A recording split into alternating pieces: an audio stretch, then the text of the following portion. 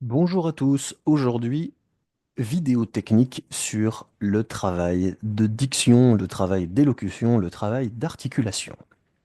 Alors, c'est une vieille technique très connue par les comédiens et très utile que plein d'orateurs utilisent et elle requiert comme d'habitude un outil technologique très cher et très compliqué. Ch'toing. J'ai même fait le bruitage. Un simple crayon, un simple stylo suffira. Ça s'appelle parler au crayon.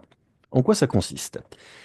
L'idée, c'est que pour améliorer votre élocution, pour améliorer votre diction, il va falloir décresper les mâchoires, engager les labiales, les zygomatiques, utiliser votre visage, ce qui va permettre une meilleure formation des phonèmes et une meilleure résonance, puisque vous arrêterez de parler trop vite avec les lèvres serrées et les mâchoires serrées, comme font trop de gens.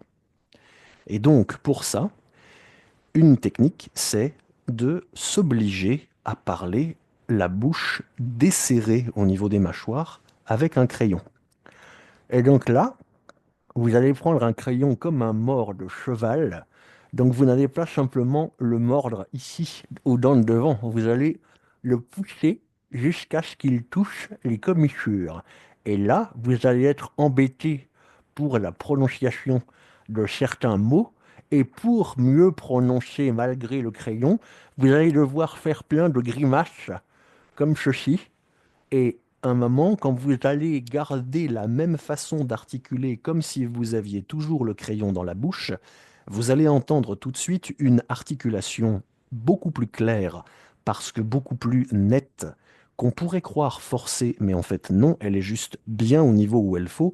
C'était l'articulation d'avant qui était un petit peu comme ça, où on bouffe un peu les mots, qui elle n'était pas suffisante.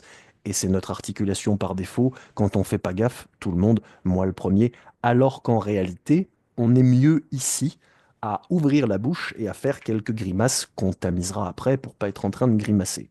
Ça, c'est la magie du crayon.